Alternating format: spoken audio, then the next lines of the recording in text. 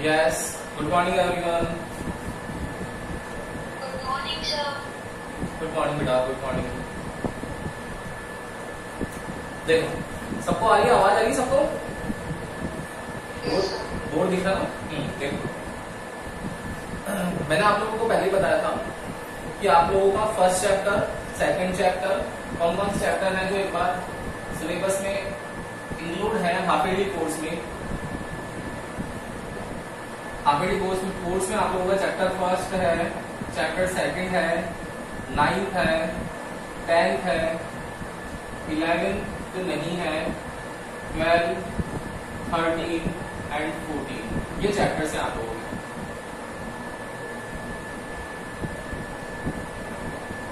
Total 7 chapters आ रहे हैं आप लोगों के, ठीक है ना?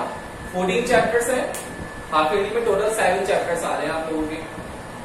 अब ये टोटल 7 चैप्टर्स है बेटा, आज के बाद मैं आप लोगों को पढ़ाने वाला नहीं हूं, मतलब हम लोग एक्स्ट्रा नहीं पढ़ने वाले हैं, अब हम लोग रिवीजन करने वाले हैं ताकि आप लोगों का क्या हो, रिवीजन से थोड़ा सा बेटर परफॉर्मेंस आ जाए, ठीक है ना? तो ये याद रखना, आज के बाद में आप लोगों की रिकॉर्डेड क्लासेस जो होगी वो यूट्यूब पे नहीं जाएगी। अगर आप कहते हो तो रिवीजन की भी क्लासेस रिकॉर्ड कर लें, वो मैं आप लोगों को पर्सनल ग्रुप में सेंड कर दूंगा। बोलो क्या ये तरीका ठीक है? या आप लोगों को रिवीजन क्लास सफिशिएंट है कि सर रिवीजन में समझ में आ जाएगा, रिकॉर्ड करने की कोई जरूरत नहीं है? बताओ क्या करना चाहिए? रिवीजन का भी रिकॉर्ड कर ले, क्योंकि वो रिवीजन क्लासेस बेटा यूट्यूब पे डालने का कोई सेंस है नहीं, ये आप भी जानते हो, है ना? और यूट्यूब पे आप मैं डाल दूं तो आप लोग देखोगे तो हो नहीं, आप लोग देखते ही नहीं हो। बेटर है कि जो ये क्लासेस है या तो यूट्यूब पे अनलिस्टेड कर देंगे हमको, ताकि आप लोग देख पाओ जिनके पास लिंक है, ऐसा भी एक सॉल्यूशन कर सकते हैं हम लोग, ठीक है ना? तो अब हम लोग 1 बाय 1 एक चैप्टर करेंगे वापस सारे के सारे, ताकि आप लोगों की प्रैक्टिस जो है वो ढंग से हो जाए। तो आज से आप लोगों का वापस स्टार्ट कर रहे हैं, हम लोग चैप्टर 1 स्टार्ट करते हैं, ठीक है ना? सबके पास पेन और कॉपी होंगे अपने अपने। चैप्टर 1 जो है उसमें क्वेश्चंस करवाए थे मैंने कुछ आप लोगों को बेटा, वो क्वेश्चंस आप लोगों को प्रैक्टिस करनी है, खुद से करना है, नहीं आता है तो मैं करवाता हूं एक बार।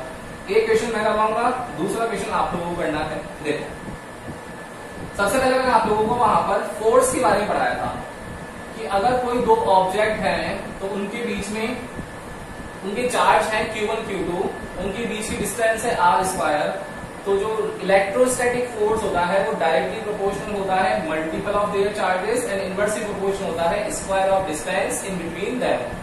तो ये कूलॉम्स लॉ था, इसके बेस पर हम लोग आप लोगों को मैंने न्यूमेरिकल्स करवाए थे।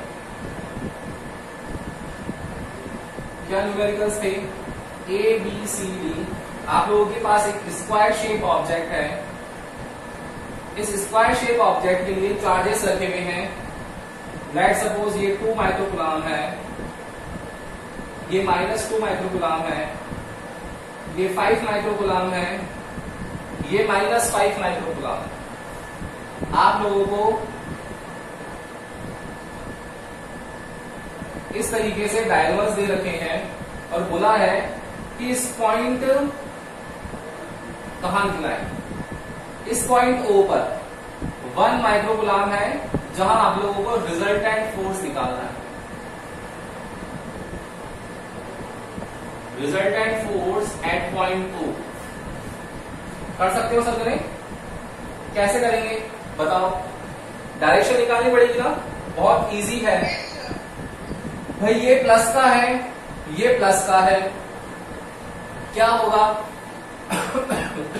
प्लस और प्लस के बीच में रिपल्शन होता है, ये प्लस और ये प्लस, तो दोनों के बीच में रिपल्शन होगा। एक प्लस है और एक माइनस है, तो दोनों के बीच में अट्रैक्शन होगा।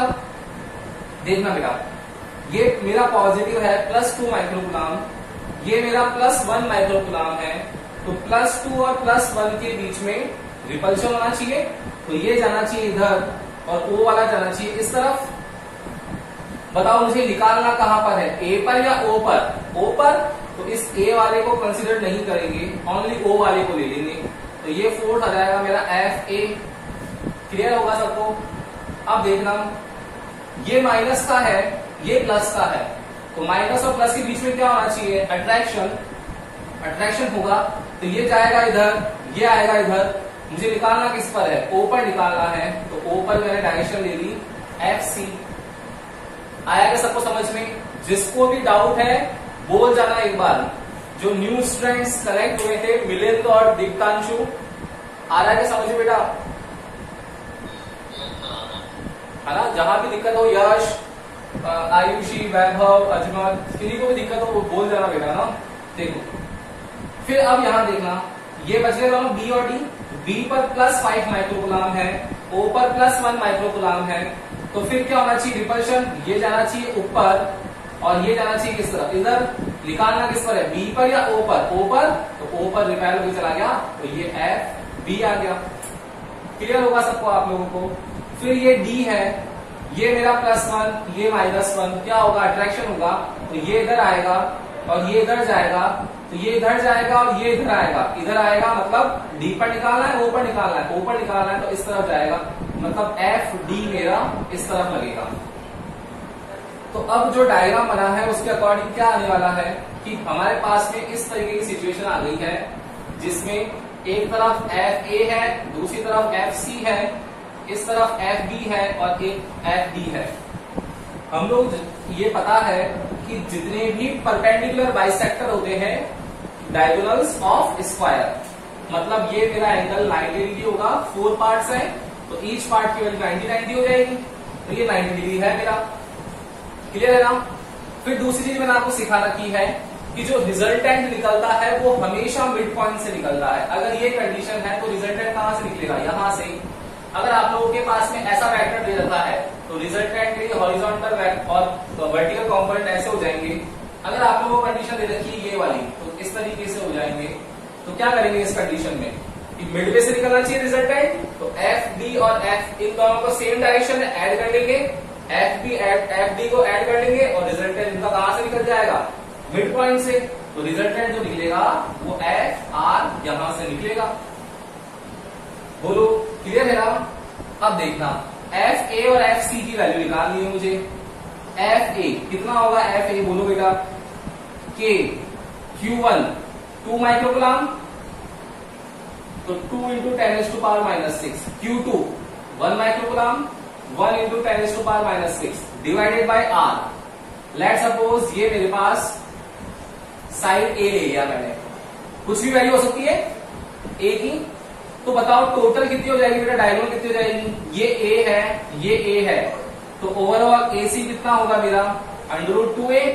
तो मुझे तो केवल OA फाइंड करना है, क्यों? क्योंकि O और A के बीच में निकालना है, तो OA क्या होगा? इसका हाफ होगा, तो A/√2 होगी या नहीं होगी?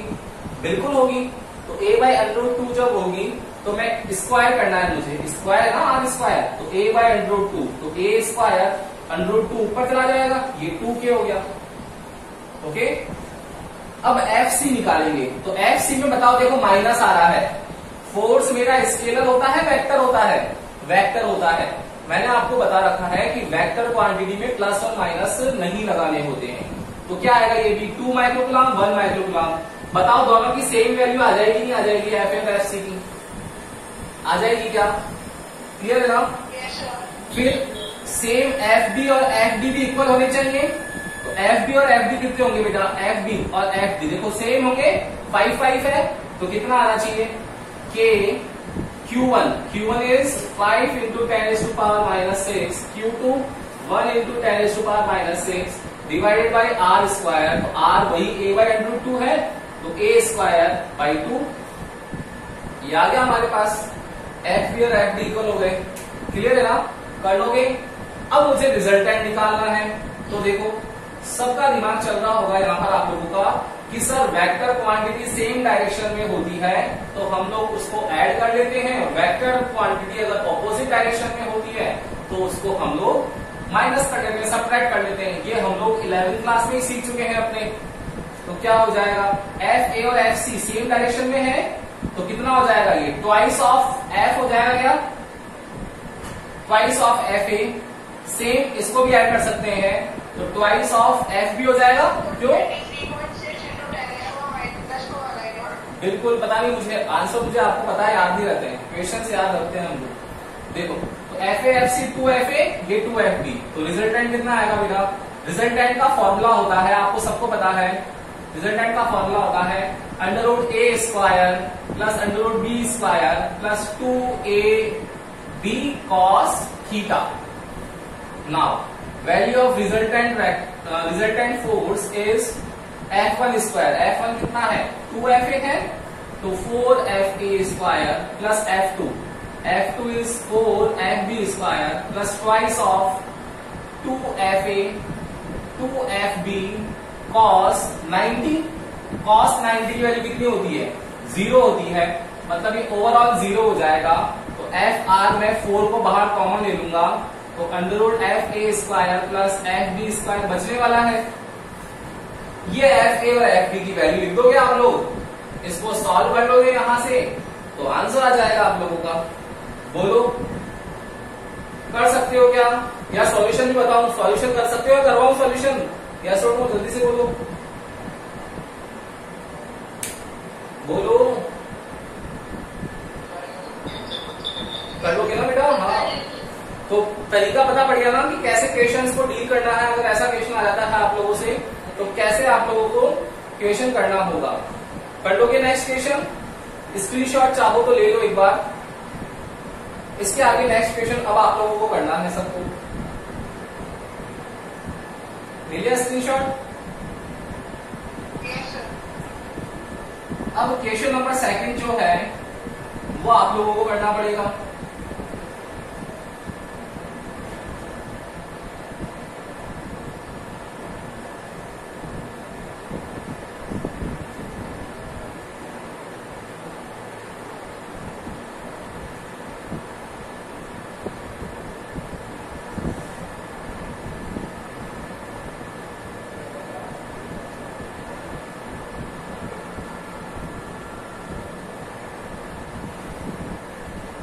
Resultant force at point D पर निकालना है।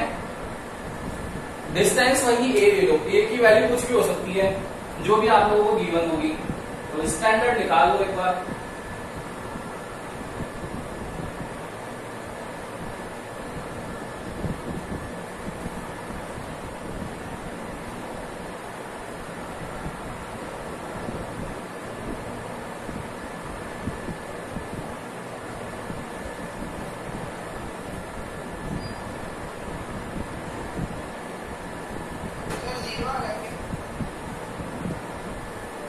जीरो आ रहा है?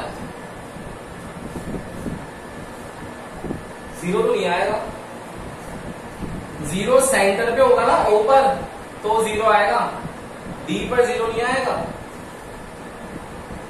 मैंने ये क्वेश्चन एनसीईआरटी में भी ये क्वेश्चन उसमें सेंटर पॉइंट ओ पर निकाल रखा है, जो पहले जैसा क्वेश्चन था प्रीवियस क्वेश्चन। इस क्वेश्चन को चेंज कर दिया मैंने, इसमें पॉइंट डी पर निकालना बेटा, ओ पर नहीं निकालना।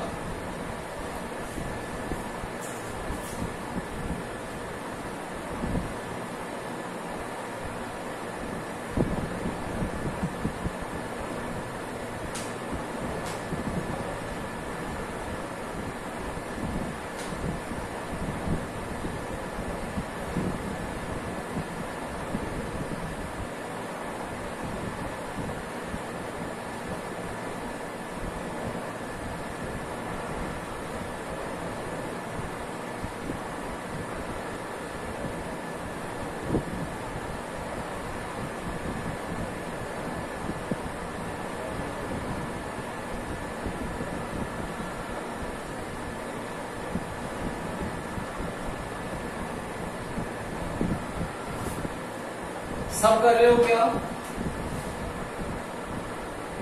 आ रहा है? सबको आता है क्या? गर्विता, मिलिंद, यश, सबको आता है ना भाई? गर्विता आ रहा है, यश आ रहा है,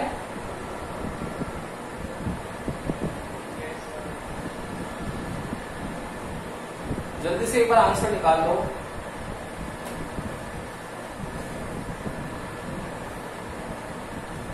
क्योंकि काफी दिन हो गए पढ़ते हुए हम लोगों को, हम लोग 10 अप्रैल से पढ़ रहे हैं, आप लोगों को पता है 10 अप्रैल से हम लोग की क्लासेस चल रही है।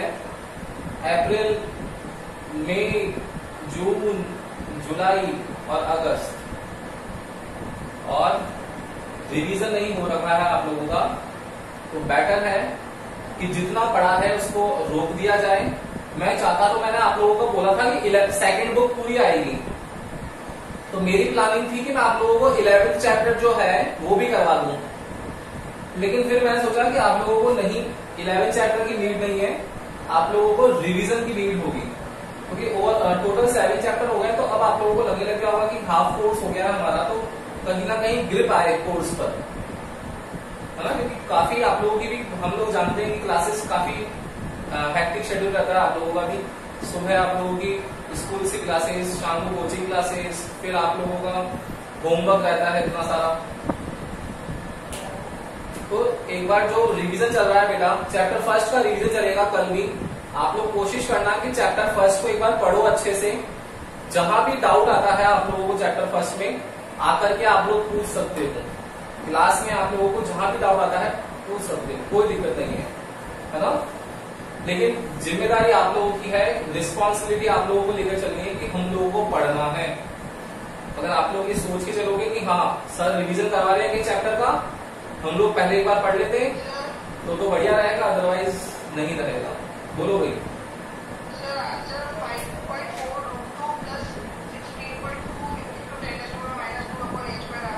आंसर कैसे याद हो सकता है, मुझे याद ही नहीं बेटा, प्रोसेस ध्यान है मुझको।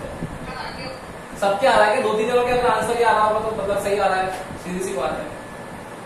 देखो क्या आ रहा है, अजमत का है, अजमत, आयुषी, कितना आ रहा है बेटा? अरे करेक्ट तो था, वो डिस्कनेक्ट हो गया। आयुषी कितना आ रहा है? मिलिंद, गर्विता, यश,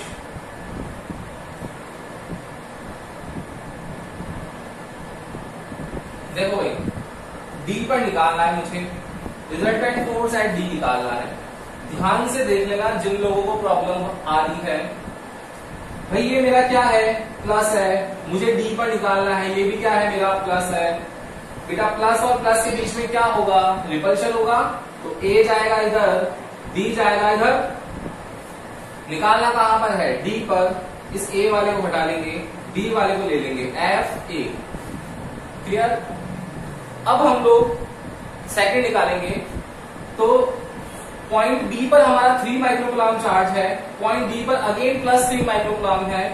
तो वही same concept, like charges repair each other, तो प्लस एंड प्लस एक दूसरे को रिपेयर करने वाले हैं अगेन।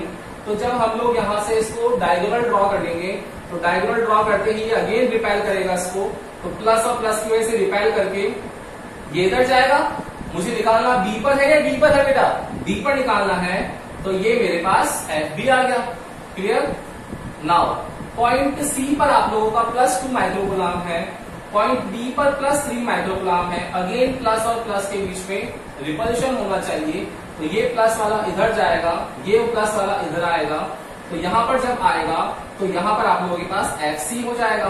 सी वाले को हटा देंगे क्योंकि निकालना ही है, ये तो सबको आ गया होगा समझ में।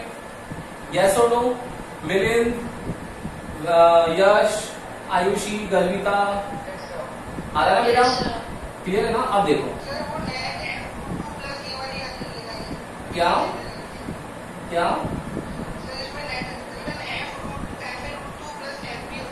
हाँ बिल्कुल बिल्कुल, √2 + 1/2 ऐसा कुछ समथिंग आता है। हाँ बिल्कुल ठीक है। देखो अब क्या होगा, इस पॉइंट पर आप लोगों को निकालना है।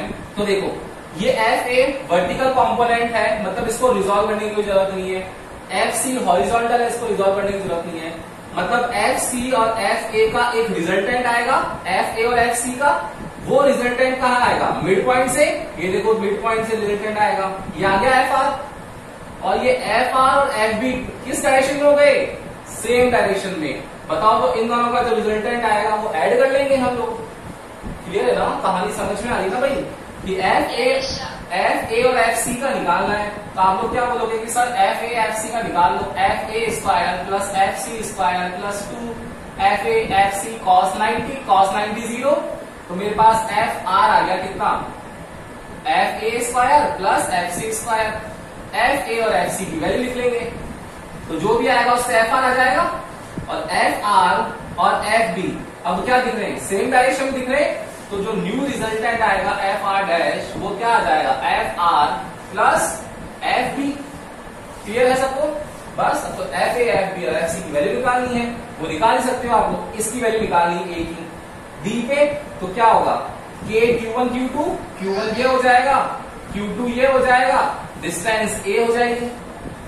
सेम Q1 3 माइक्रोकुलाम हो जाएगा, Q2 3 माइक्रोकुलाम हो जाएगा, डिस्टेंस क्या,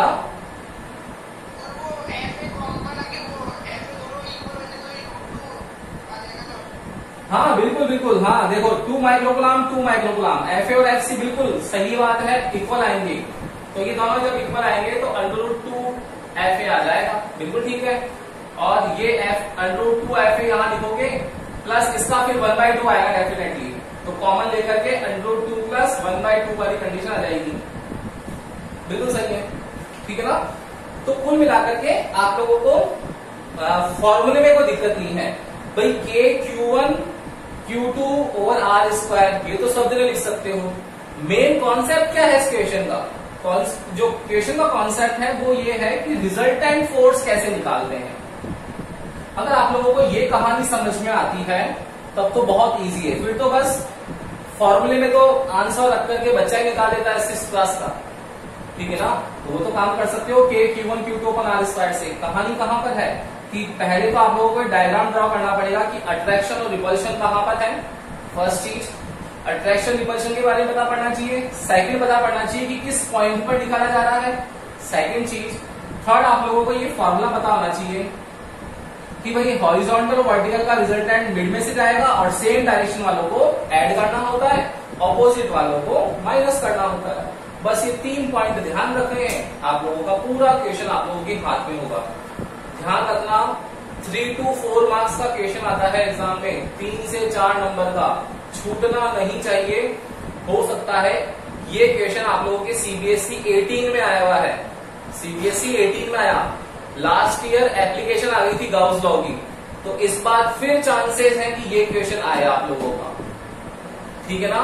तो 95% आप लोगों के चांसेस हैं कि फोर्स पर बेस्ड या इलेक्ट्रिक फील्ड का जो क्वेश्चन करवा रहा हूं अभी, इन दोनों में से एक क्वेश्चन आ जाए एग्जाम में, ये मान करके चलना कि क्वेश्चन आ सकता है आप लोगों का, ठीक है ना, यहां से। क्योंकि लास्ट ईयर गाउस लॉ वाली एप्लीकेशन आई हुई थी, पिछले साल उससे पहले साल फोर्स पर क्वेश्चन आया था, ठीक है ना बेटा। अब हम लोग इलेक्ट्रिक फील्ड वाला करते हैं।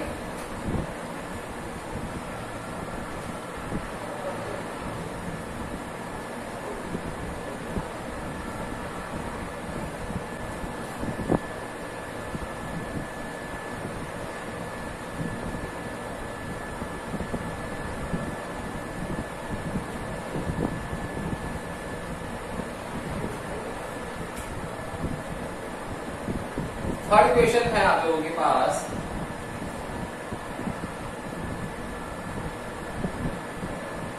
पॉइंट ए है 1 मीटर की डिस्टेंस पर, यहां 3 माइक्रोकुलाम चार्ज है, एक कोई पॉइंट बी है वहां -5 माइक्रोकुलाम चार्ज है, एंड डिस्टेंस है 2 मीटर। क्वेश्चन आएगा find electric field at point 2।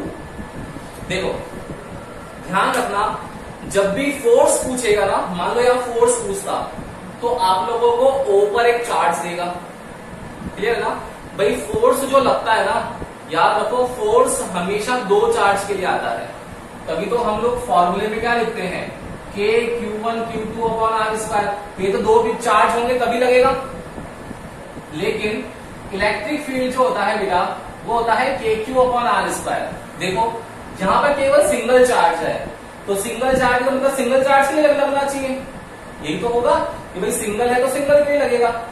तो यहां पर अब देखो इलेक्ट्रिक फील्ड पूछा है O पर, पता है क्या इलेक्ट्रिक फील्ड नहीं है ना, हम लोगों को देख नहीं रखा है, तो क्या करना चाहिए कि जब भी ये वर्ड दिख जाएगा मुझे इलेक्ट्रिक फील्ड, तो मैं आंख बंद करके टेस्ट चार्ज को अज्यूम करूंगा।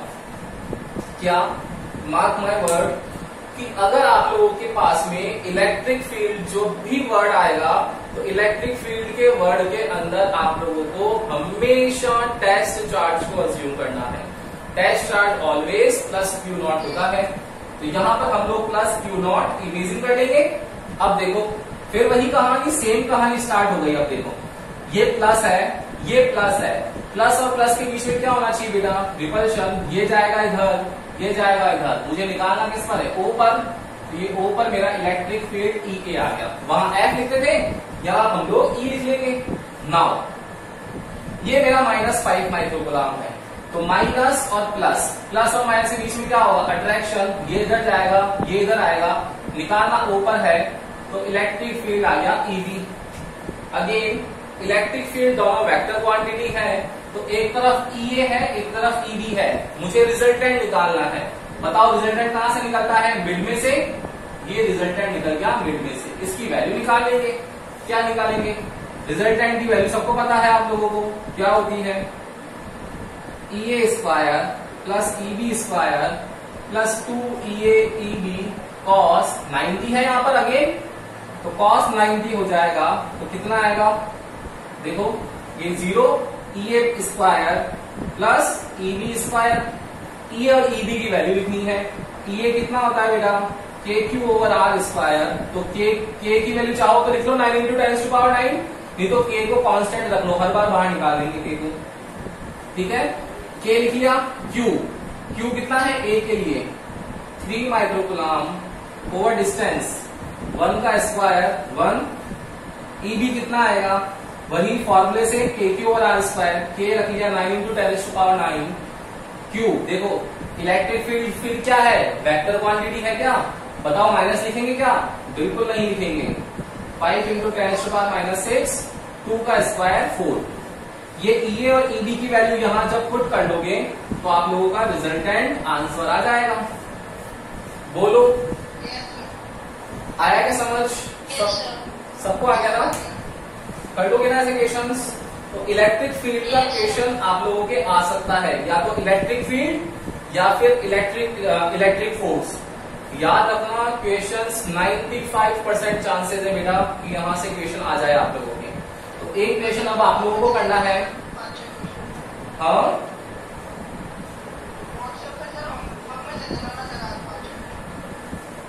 मैं आप लोगों को सोच रहा हूं कि डीपीपी रखी हुई है मेरे पास, वो जेई की आईआईटी जेई और नीट की डीपीपीज है मेरे पास।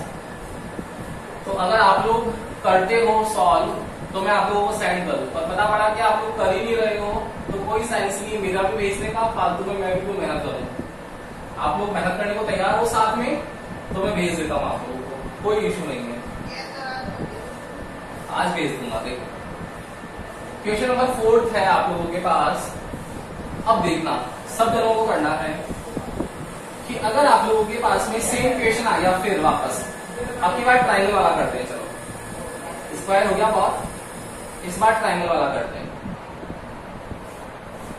ये इक्विलेटरल ट्रायंगल है, पॉइंट ए बी और सी है, साइड गिवन है ए, बी पर रखा हुआ है 2 माइक्रोकूलम, सी पर रखा हुआ है 3 microcoulomb. Then find electric field at point A. A पर इलेक्ट्रिक फील्ड आप लोगों को फाइंड करना है। करो, सब जनों का आंसर देना है फटाफट से, 1 मिनट है आप लोगों के पास, जल्दी से करो।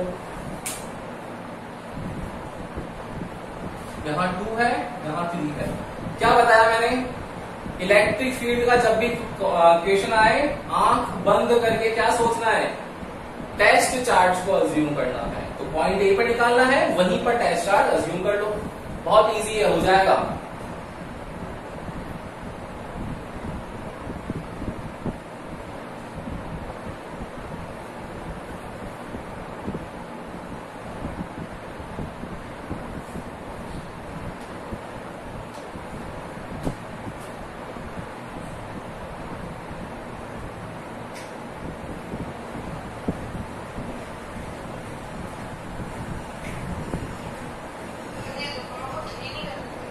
क्या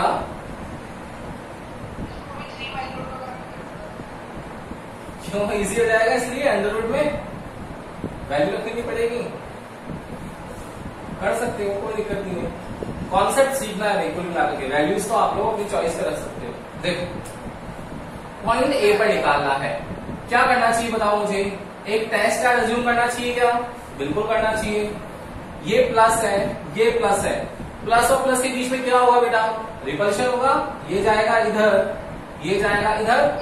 मुझे निकालना ए पर है तो एफ बी आ गया। नाउ ये प्लस का, अगेन ये प्लस का रिपल्शन होगा तो ये जाएगा इधर, ये आएगा इधर। मुझे निकालना इस तरफ है तो ये एफ सी हो गया मेरा, कोई दिक्कत नहीं है। बी और सी वाले को रब कर देंगे, कोई दिक्कत नहीं है। अब देखो आपको लग रहा होगा एफ सी और एफ बी जो है उन दोनों का रिजल्टेंट आएगा वो मिड से आएगा। ये रिजल्टेंट आ गया मिड से। इलेक्ट्रिक फील्ड ये ई लगा लेते हैं, ये इलेक्ट्रिक फील्ड ई का।